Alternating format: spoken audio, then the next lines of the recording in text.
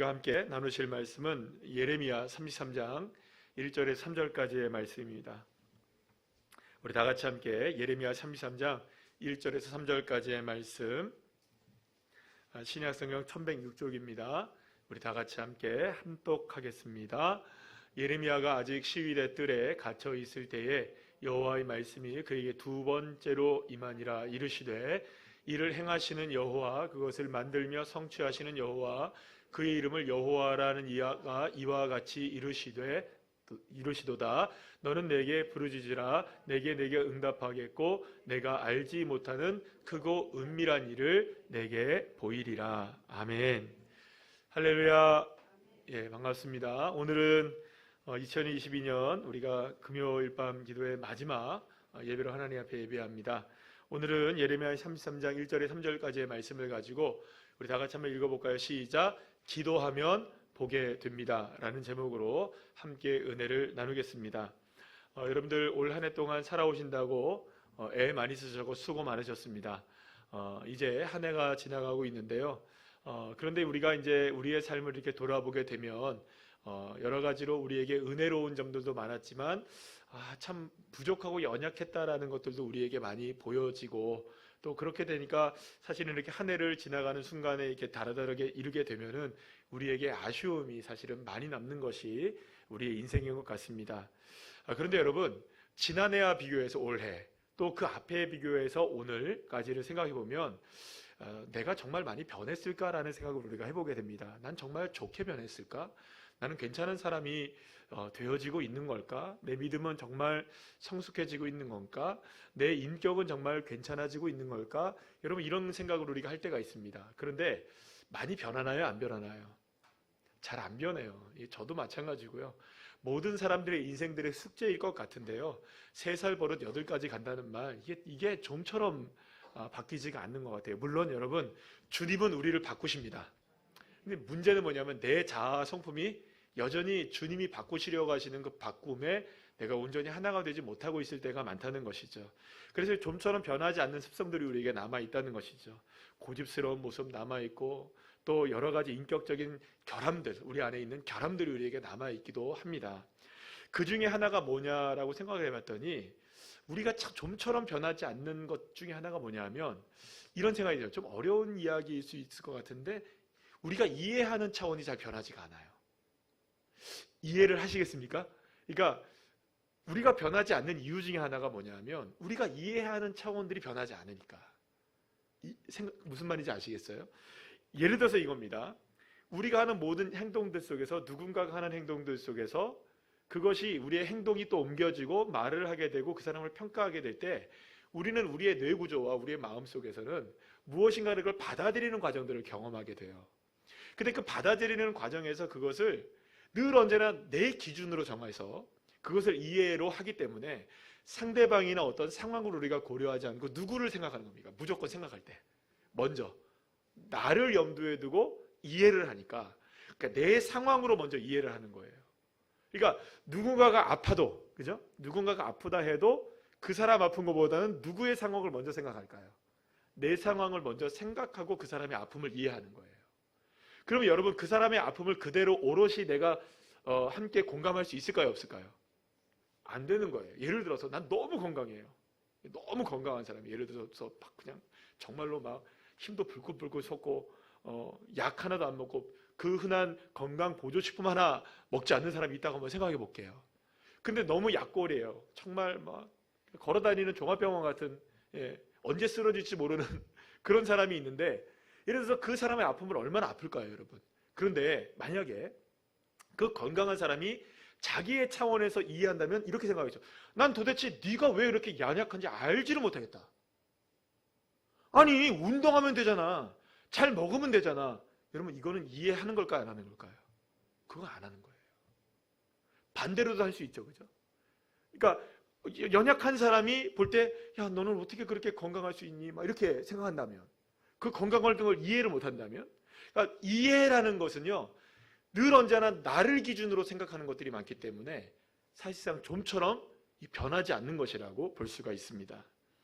그러니까 여러분, 우리 가운데 하나가 뭐냐면, 이게 기도에 관한 이야기를 드리면서 왜 이런 얘기를 하냐 하면, 우리가 기도를 한다 할지라도, 우리가 신앙생활을 한다 할지라도 많은 경우 우리가 이해되어져야만 할 때가 많다고 생각이 들어요. 이게 무슨 말이냐면, 많은 사람들이 계속 기도를 하는 이유가 무엇이냐, 표면적으로 무엇인가 내가 이해할 때까지 좀 하나님이 역사해 주셨으면 좋겠다는 거죠. 여러분, 그럴 때가 많죠. 도대체 내가 이해할 때까지 좀 주님이 좀 나에게 이렇게 좀 역사해 주셨으면. 그러니까 하나님의 생각하신 것과 내가 생각한 것이 다를 수 있잖아요. 그런가요, 안 그런가요? 그렇죠. 그런데 나는 언제나 누구의 관점으로 이해되기를 원할까요? 그러니까 내 관점으로 이해되기를 원하는 거예요. 좀처럼 하나님의 방식은 내가 이해가 안 되는 거예요. 그러니까 자꾸 하나님의 방식이 아닌 누구의 방식을 요구할까요? 아니, 하나님 좀 내가 좀 이해할 수 있도록 해주세요. 물론 여러분, 하나님은 우리에게 이해하실 수 있도록 해주십니다. 예, 저는 믿습니다, 그거를. 그런데 늘 언제나 우리는 우리의 이해의 차원으로 누구를 이해하려고 하는 겁니까? 하나님을 이해하려고 하는, 그래서 오해를 할 때가 너무나 많다는 것이죠. 겉으로는 하나님의 뜻을 구하기도 하고 순종하기를 원하기도 하고 그렇게 이제 주님을 따르기도 하고 기도도 하고 하지만 그 안에 있는 내면에서는 언제나 기준이 누군 거예요? 나의 이해의 차원으로 그걸 하는 거예요. 그러니까 내가 요만큼 생각하는 것이 옳다고 생각하면 그만큼 하는 거죠. 그러니까 물론 여러분들 이거는 뭐 딱 정해놓고 이렇다 저렇다라고 생각하는 사람은 사실 없어요. 지금 하는 건 이해를 하시면 됩니다. 오해는 하지 마시고요. 이게 무슨 말이냐? 하나님이 나에게 주시고자 하시는 모습들과 내가 지금 생각하는 모습들이 다를 때에는 충돌이 일어나는 거예요. 그러니까 하나님이 이만큼 주셔도 내 그릇이 요만하면 그걸 받을 수 있을까요, 없을까요? 없는 거죠. 여러분 생각해 보세요. 하나님의 그릇이 클까요? 우리의 그릇이 클까요? 믿으십니까? 그러면 우리의 작은 그릇으로 하나님을 다 이해할 수 있을까요? 못하는 거예요. 그런데 우리는 늘 언제나 우리의 작은 그릇에 합당하게 좀 주님 이해해달라고 나에게 역사해달라고 기도하니까, 그렇게 우리가 믿음 생활하니까 주님을 오해할 때가 너무나 많은 것이죠. 그래서 여러분, 기도도 이런 기도를 하는 거예요. 자꾸 하나님의 뜻에 우리를 맞춰야 되는데, 하나님의 뜻이 이루어지기 위한 기도를 해야 되는데, 우리가 이해하는 차원에서의 기도가 이루어지고 우리가 이해하는 차원에서 하나님의 역사가 일어나기를 원할 때가 너무나 많은 거예요. 그러면 여러분, 기도의 수준이 어떻게 될까요? 죄송합니다. 표현을 이렇게 하면 어떨지 모르겠지만 형편없이 낮아지는 거죠. 왜 형편없는 말이라는 말을 제가 썼냐 하면요, 여러분, 하나님과 우리의 사실 차이는 형편이 없죠. 형편이 있습니까, 우리가? 그렇지 않잖아요. 우리가 하나님에 비한다면 우리가 어떻게 그 형편을 거기에 대놓고 이야기할 수 있겠습니까? 우리의 차원이 하나님의 시선의 차원으로 올라갈 수 있는 믿음의 자녀들 되시기를 간절히 축복합니다.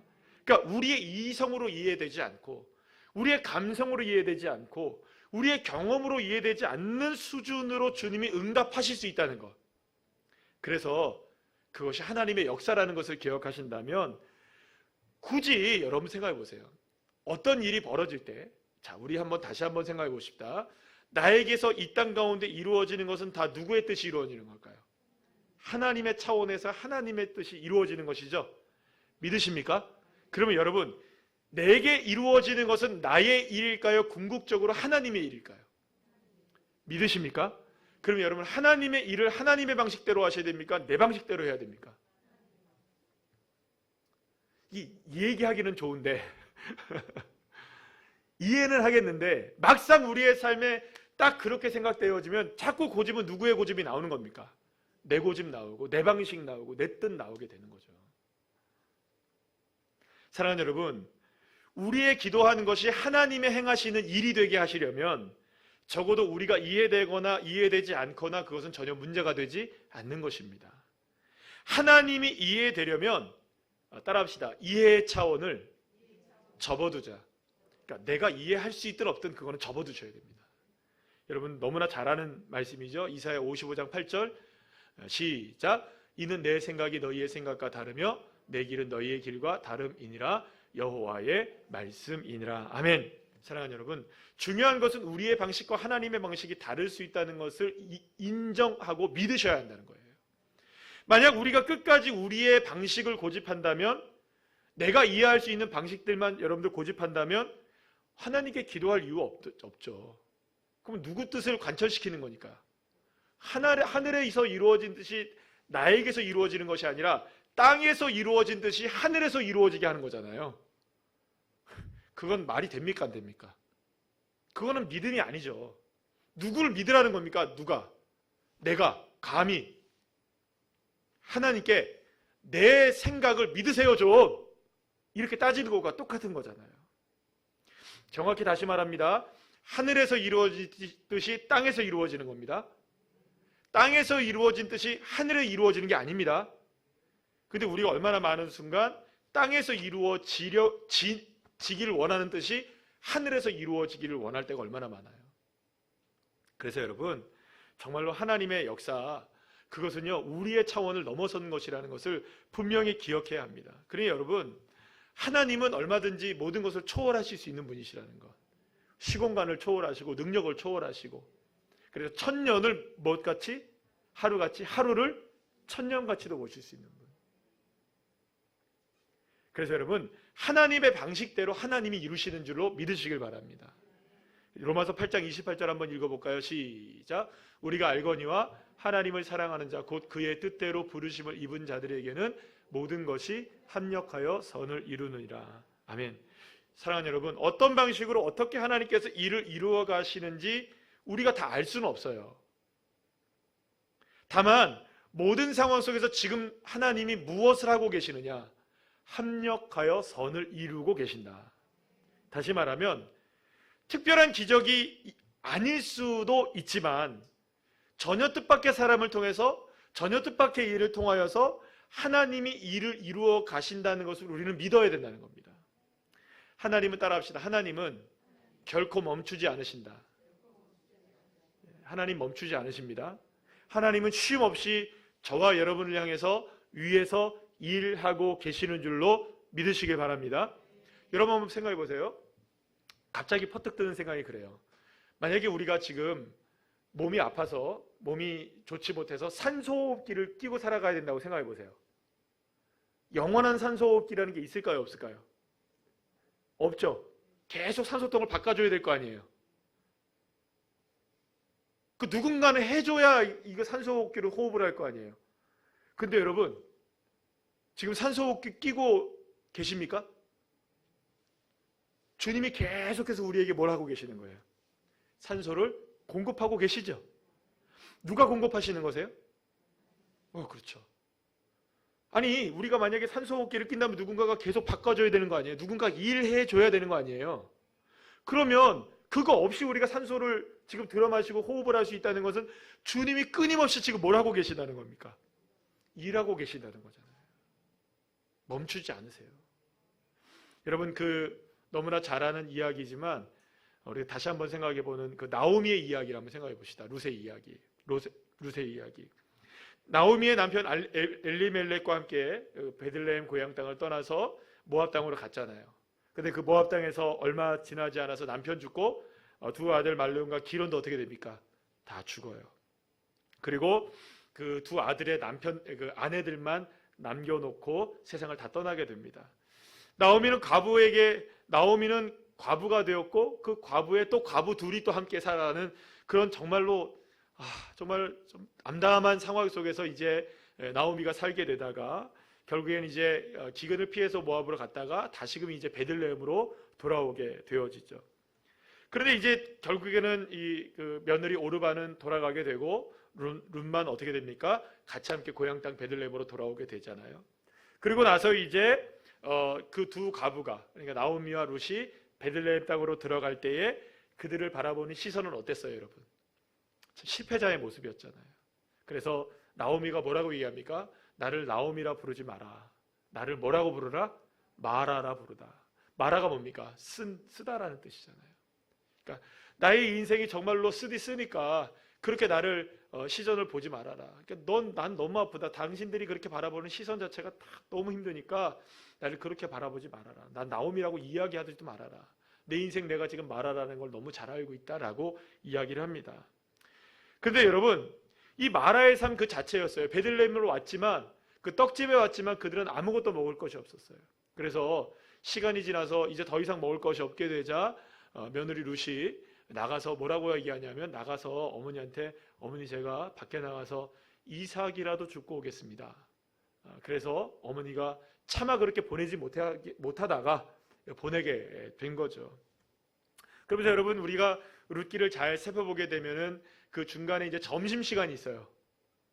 점심시간이 있는데 그 점심시간에 식사를 하러 집에 갔다 온 외에는 계속해서 그 밭에서 이삭을 줍더라고요 라고 이제 사환이 얘기하잖아요. 그런데 보아스에게 얘기하잖아요. 그런데 집에 갔다 왔습니까? 안 갔다 왔습니까?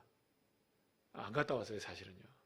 어딘가 모르게 그냥 나무 밑에 숨어가지고 훌쩍훌쩍 하면서 배 고르면서.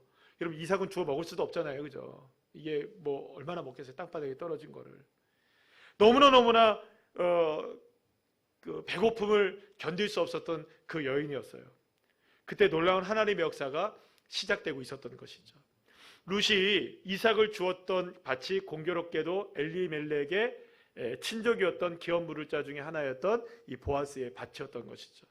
그 이후에 놀라운 일이 벌어지게 되죠. 보아스가 누구를 만납니까? 룻을 만나게 되고, 결국엔 보아스와 룻이 결혼을 하게 되고 엘리멜렉의 가문을 이어지게 되었고, 룻을 통하여서 이 놀라운 그 탄생의 역사들이 일어나서 결국에는 보아스와 룻을 통해 오벳이 나오게 되고, 오벳은 누구를 낳습니까? 이새를 낳고, 이새는 누구를 낳습니까? 다윗을 낳게 되는 다윗 왕가의 가문이 이루어지게 되는 놀라운 역사가 이루어지게 되었던 것입니다. 자, 그런데 여러분, 여기서 우리 한 가지 생각해 볼 게 있어요. 제가 왜 오늘 굳이 이제 룻의 이야기를 했냐면 이런 겁니다. 지금 당장 나오미와 룻에게 필요한 건 뭘까요? 먹을 양식이에요. 그럼 여러분, 먹을 양식, 물론 보아스가 먹을 양식 이렇게 채워주면서 이렇게 했지만, 하나님은 그 먹을 양식을 채워주는 데 관심이 있기보다는 다른 곳에 관심이 있었던 것이죠. 하나님께서 계획하신 일은, 여러분 생각해 보세요. 단순하게 하나님은 먹을 것만 먹을 것 같았으면 여러분들 더 좋은 밭에 갈 수도 있었을 것이고, 먹을 것을 원했다면 더 좋은 그 방법도 얼마든지 있었을 수 있었을 거예요. 어쩌면 하나님이 그 나오미와 룻의 가정에 만나와 메추라기 보내주실 수 있나요, 없나요? 있죠. 여러분, 엘리야가 그 사르밧 과부의 집에 갔을 때 그 기름과 그 밀가루가 마르지 않는 것처럼 하나님이 그렇게 하실 수 있을까요, 없을까요? 있어요. 그런데 굳이 하나님은 이 룻이 보아스의 밭에 나가게 해서 일을 하게 하셨다고요. 배 고르면서 일하게 하셨다고요. 철저하게 어떻게 됐습니까, 여러분? 땅만 바라보면서 흙 속에서 떨어져 있는 그 이삭 나달들 주우면서 비참한 하루를 보내게 했다고요, 여러분. 그럼 왜 그렇게 비참한 상황 가운데 그 룻을 이렇게 던져 놓으셨느냐? 누구를 만나려는 큰 그림이 있었던 겁니까? 보아스를 만나게 하는 큰 그림이 있었던 것이고요. 할렐루야. 그리고 여러분, 그보다 더 큰 그림이 있었던 거예요. 다윗을 태어나게 하시려고. 믿으십니까? 하나님의 그림은요, 우리가 상상한 것보다는 너무나 놀라운 일입니다. 만약에 여러분, 나오미와 룻이 정말로 자기들이 원한 것, 그냥 이삭 한 보자기 가져왔잖아요, 그죠? 보아스에게 그 받아왔습니까, 안 받아왔습니까? 첫날에 받아온 것으로 만족하고, 우리 됐다, 이제 와, 이게 배부르게 먹을 수 있다, 감사하다, 이거 끝이다, 우리는 이제 더 이상 여러분, 여기서 끝났다면 여러분들, 나오미와 룻이 이렇게 위대한 믿음의 명문가문을 일으킬 수 있는 여인들이 될 수 있었을까요? 진짜 그들의 인생은 마라의 인생으로 끝날 수밖에 없었을 거예요. 그런데 여러분, 하나님은 언제 어느 때 어떻게 역사하실지 모르는 거예요. 지금 비록 땅바닥을 기면서 이삭을 줍는 그 상황이라 할지라도 하나님은 지금 길을 열고 계신 줄 믿으시길 바랍니다. 하나님이 열어놓으시지 않으셨으면 어떻게 그곳에 갈 수 있었겠어요? 하나님이 준비하지 않으셨으면 어떻게 그것을 볼 수 있었겠어요? 여러분, 때로는 나오미가 이해했을까요? 여러분, 룻이 이해했을까요? 자신의 인생을 그렇게 망치게 되었고 엉망이 됐고 마라의 인생이 된 것을 이해할 수 있었을까요, 여러분? 이해 못했어요. 그래서 자신의 인생을 마라라고 이야기하라고 하지 않습니까? 그런데 중요한 것은 이거예요, 여러분. 모든 것을 이끌어 가시는 분은 여호와 하나님이시라는 거죠. 사랑하는 여러분, 어쩌면 하나님은 그들에게 그들이 원하는 방식대로 놀라운 기적을 베풀어 주실 수 있었을 거예요. 그러나 그렇게 하지 않으셨어요. 돌덩이가 떡덩이로 만들 수도 있었을 것이고요. 그렇죠? 그리고 높은 곳에서 뛰어내리기만 하면 모든 것을 다 줄 수도 있었을 거예요. 또 누군가에게 절을 하면 더 많은 금은보화를 얻을 수도 있었을 거예요. 그러나 그 순간에 예수님이 말씀하시잖아요. 사람이 떡으로만 사는 것이 아니다. 하나님의 말씀으로 사는 것이고, 하나님의 뜻으로 사는 것이고, 하나님의 은혜로 사는 것이고, 하나님의 역사로 사는 것이다. 중요한 것은요, 여러분, 하나님께서 언제 어느 때 어떤 방식으로 우리에게 역사하실 줄 모르지만 반드시 하나님은 지금도 합력하여 선을 이루고 계신다는 것입니다. 이해하지 못해도 괜찮아요, 여러분. 납득하지 않으셔도 괜찮아요. 하나님의 하시는 일의 시작과 끝은 우리가 측량할 수가 없는 줄로 믿으시길 바랍니다. 왜냐하면 그것은 우리의 수준으로 이루어지는 일이 아니기 때문입니다. 그렇기 때문에 하나님의 수준에서 응답하신다. 내 수준에서 응답하시는 것이 아니라 하나님의 수준에서 응답하고 계신다. 할렐루야. 때로는 우리가 너무나 몰라서 우리의 언어로, 우리의 상황으로 이해하게 하실 때도 있겠지만, 사랑하는 여러분, 그러나 중요한 것이 있어요. 그렇지 않다 할지라도 주님은 역사하고 계신다는 거죠. 여러분, 다니엘 생각해 보십시오. 사자굴에 들어갈 때 여러분은 그때에 하나님께서 만약에 다니엘이 그 사자굴에서 살아나오는 것 그 자체가 목적이었다면 여러분 얼마나 비참한 인생이 됐겠어요. 살아는 나올 수 있었겠죠. 그러나 여러분 머쓱하지 않았을까요? 여러분 한번 생각해 보세요. 잘 생각해 보세요. 하나님 나 살려주세요. 나 사자굴에 들어가는데 나 저 살려주세요. 하나님 사자 입을 봉해주세요. 이렇게만 기도하고 들어갔다고 생각해 봐요. 이미 하나님이 들어가기 전부터 사자의 입을 봉해 놓으셨는데, 그죠?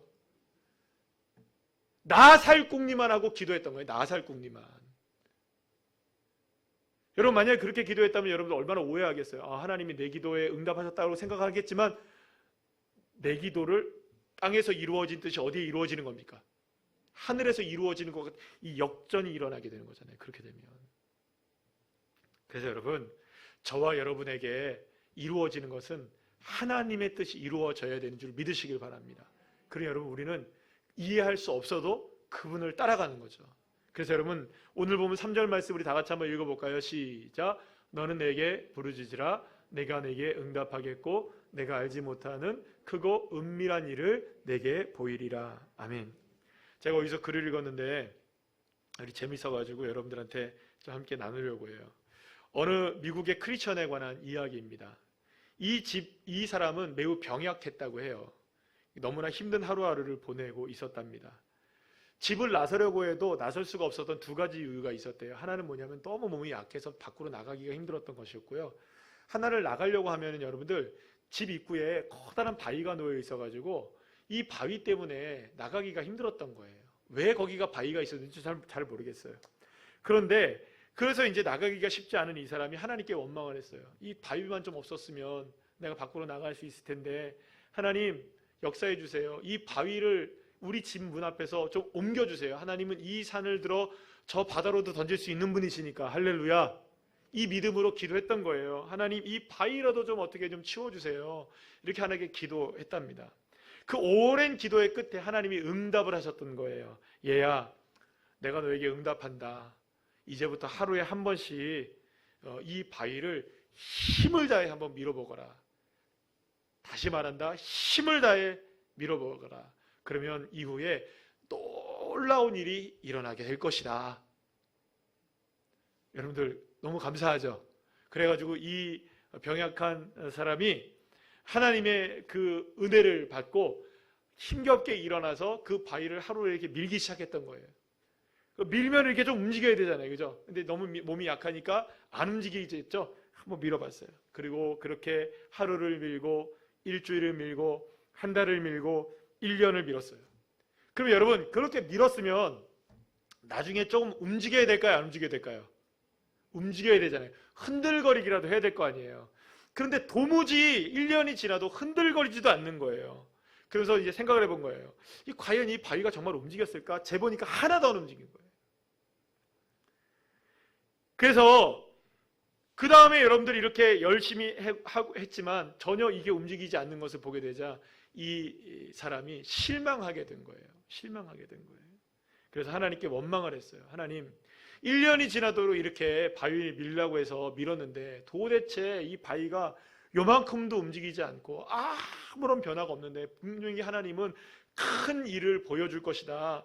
큰 역사가 일어나게 될 것이다. 놀라운 일이 너에게 일어날 것이다 라고 약속하셨는데 왜 지금까지 아무런 변화도 없이 이렇게 나만 이렇게 힘들게 만드느냐.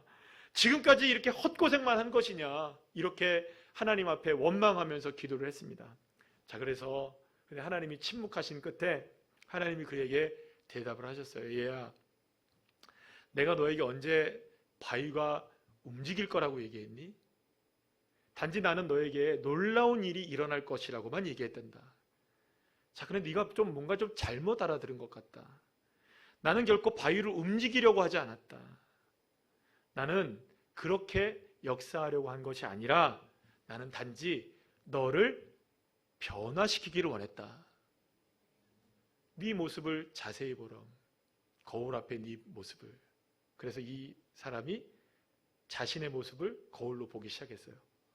그런데 생각을 해보니까 지난 1년 동안의 시간 동안에 보니까 차츰차츰 자신의 팔에 근육이 생기고 몸에 근육이 생기고 다리에 힘이 생긴 걸 알게 된 거예요.